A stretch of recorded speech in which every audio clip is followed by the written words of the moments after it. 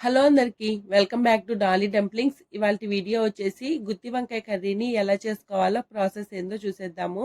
Taste అయితే చాలా బాగుంటుందండి. ఇది బగారా రైస్లో కానీ చపాతీల్లో కానీ ఏ కాంబినేషన్లో తీసుకున్నా చాలా బాగుంటుంది. నేను చెప్పినట్టు ఈ కర్రీని ఫాలో అయ్యి చేశారంటేను చాలా క్విక్గా ఈజీగా చేసేసుకోవచ్చండి. ఇప్పుడు ఈ కర్రీని ఎలా చేసుకోవాలో ప్రాసెస్ చూసేద్దాము. దీనికోసం ముందుగా స్టవ్ ఆన్ చేసుకొని ప్యాన్ పెట్టుకొని ఇందులో 2 టేబుల్ స్పూన్లు పల్లీలు వేసుకోవాలి. అలాగే 1.5 టేబుల్ స్పూను పచ్చిశనగపప్పు, 1 టేబుల్ స్పూను మినపప్పు వేసుకొని మంటని లో ఫ్లేమ్లో ఉంచి ఇవి లైట్గా కలర్ చేంజ్ అయ్యే వరకు వేయించుకోవాలి.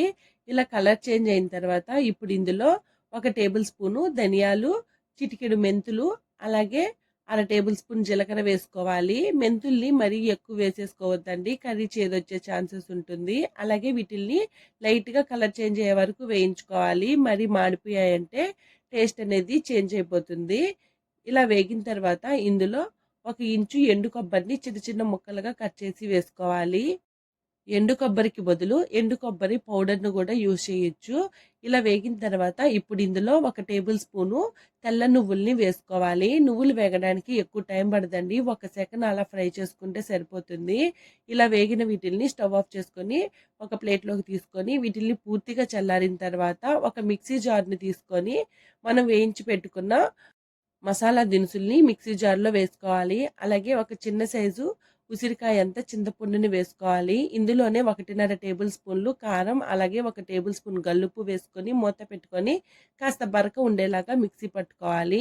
ఇలా మిక్సీ పట్టుకున్న ఈ పౌడర్ని ఒక మిక్సింగ్ బౌల్లోకి తీసుకొని ఇందులో 1/2 టేబుల్ స్పూన్ పసుపు, 1 టేబుల్ స్పూన్ అల్లం వెల్లుల్లి పేస్ట్, ఒక మీడియం సైజు ఆనియన్ తరుగు, 2 మీడియం సైజు టమోటాల్ని చిన్న చిన్న ముక్కలుగా కట్ చేసి వేసుకొని చేత్తో గట్టిగా మ్యాష్ చేసుకుంటూ కలుపుకోవాలి. చూడండి, నేను ఇక్కడ వీడియో క్లిప్లో చూపించే విధంగా ఇది గట్టిగా మ్యాష్ చేసుకుంటూ కలుపుకోవాలండి. ఇలా కలుపుకొని ఈ మసాలాని పక్కకు పెట్టేసుకొని బౌల్లోకి వాటర్ని తీసుకొని ఇందులో 1 టేబుల్ స్పూన్ గల్లుప్పు వేసుకోవాలి. అలాగే నేను ఇక్కడ 1/2 కేజీ వంకాయలతో గుత్తి వంకాయ కర్రీని చేస్తున్నానండి. ఈ వంకాయల్ని శుభ్రంగా క్లీన్ చేసుకొని నేను ఇక్కడ వీడియో క్లిప్లో చూపించే విధంగా ఒక వంకాయని 4 భాగాలుగా కట్ చేసుకొని మనం నీళ్లు తీసుకున్నాం కదా ఆ గిన్నెలో వేసుకోవాలండి. ఇలా చేయడం వల్ల వంకాయలు కలర్ చేంజ్ అవ్వదు, అలాగే టేస్ట్ కూడా మారదండి. ఇప్పుడు మనం ముందుగా కలిపి పెట్టుకున్న మసాలాని తీసుకొని ఈ వంకాయని ఒక్కొక్కటిగా తీసుకొని వంకాయలోని వాటర్ని కాస్త పిండినట్టు తీసుకోవాలి. చూడండి, ఈ విధంగా వీడియోలో చూపించే విధంగా వాటర్ని పిండేసి ఈ వంకాయలోకి ఎంత స్టఫింగ్ సరిపోతుందో అంత మసాలాని తీసుకొని వంకాయలో పెట్టుకోవాలి. చూడండి, నేను ఇక్కడ వీడియో క్లిప్లో చూపించే విధంగా వంకాయలో పెట్టుకుని వంకాయని కాస్త గట్టిగా నొక్కాలండి. అదేవిధంగా రిమైనింగ్ వంకాయలకు కూడా ఈ మసాలాని పెట్టుకొని పక్కకు పెట్టుకోవాలి. ఇప్పుడు ఇప్పుడు మనం స్టఫింగ్ పెట్టుకొని మిగిలింది కదా దాన్ని కూడా పక్కకు పెట్టేసుకొని స్టవ్ ఆన్ చేసుకొని కడాయి పెట్టుకొని ఇందులో 1/2 కప్పు ఆయిల్ వేసుకోవాలి. ఆయిల్ వేడైన తర్వాత 3-4 కారం గల పచ్చిమిర్చిని సన్నగా పొడవుగా కట్ చేసి వేసుకోవాలి. అలాగే 2 రెమ్మల కరివేపాకు వేసుకొని 1 సెకండ్ ఫ్రై చేసుకోవాలి. ఇందులోనే 1 టేబుల్ స్పూన్ వరకు సాల్ట్ వేసుకొని మన స్టఫింగ్ పెట్టుకున్నాం కదండి వంకాయల్ని ఆయిల్లో వేసుకొని మంటని మీడియం ఫ్లేమ్లో ఉంచి 1 నిమిషం పాటు మూత పెట్టుకొని ఉడికించుకోవాలి. నిమిషం తర్వాత మూత తీసి మళ్ళీ ఒకసారి వంకాయని రెండో వైపుకి తిప్పుకోవాలండి. ఇప్పుడు మళ్ళీ మూత పెట్టుకొని మంటని మీడియం ఫ్లేమ్లోనే ఉంచి ఒక 3-4 నిమిషాల పాటు ఉడికించుకోవాలి.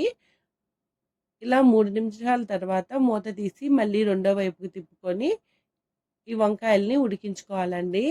ఇలా ఉడికించుకున్న తర్వాత మనకి మిగిలిన స్టఫింగ్ ఉంది కదండి ఆ స్టఫింగ్ను కూడా ఇందులోనే వేసుకొని మంటని లో టు మీడియం ఫ్లేమ్లోకి అడ్జస్ట్ చేసుకుంటూ 1 నిమిషం పాటు బాగా మిక్స్ చేసుకోవాలండి. మీరు మిక్స్ చేసుకునేటప్పుడు జాగ్రత్తగా కలుపుకోండి, వంకాయలు విరిగిపోయే ఛాన్సెస్ ఉంటుంది.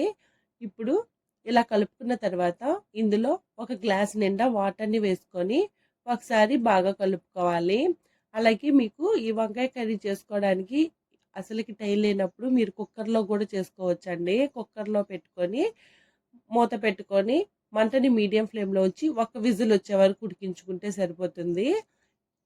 చూడండి, ఇక్కడ వంకాయలో వాటర్‌ని యాడ్ చేసుకున్న తర్వాత ఒకసారి బాగా కలుపుకోవాలి. అలాగే సాల్ట్ సరిపోయిందో లేదో చెక్ చేసుకొని సాల్ట్‌ని అడ్జస్ట్ చేసుకోండి.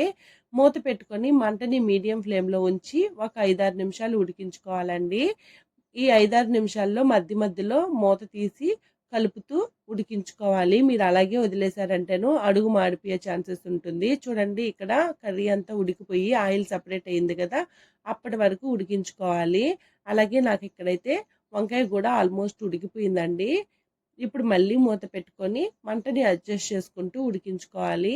చూడండి నాకు ఇక్కడైతే కర్రీ అనేది రెడీ అయిపోయింది. ఇలా ఆయిల్ సెపరేట్ అయ్యే వరకు ఉడికించుకోవాలి. అలాగే ఈ వంకాయల్ని జాగ్రత్తగా కలుపుకోండి. ఈ వంకాయలు నుజ్జు నుజ్జు అయిపోతాయి. ఇలా ఉడికించుకున్న తర్వాత ఇప్పుడు ఇందులో సన్నగా కట్ చేసుకున్న కొత్తిమీరని కాస్త స్ప్రింకిల్ చేసుకోవాలి. అంతేనండి. గుత్తి వంకాయ కర్రీ అనేది రెడీ అయిపోయింది. అలాగే మీరు మరీ ఎక్కువ ఉడికించేసుకోవద్దండి.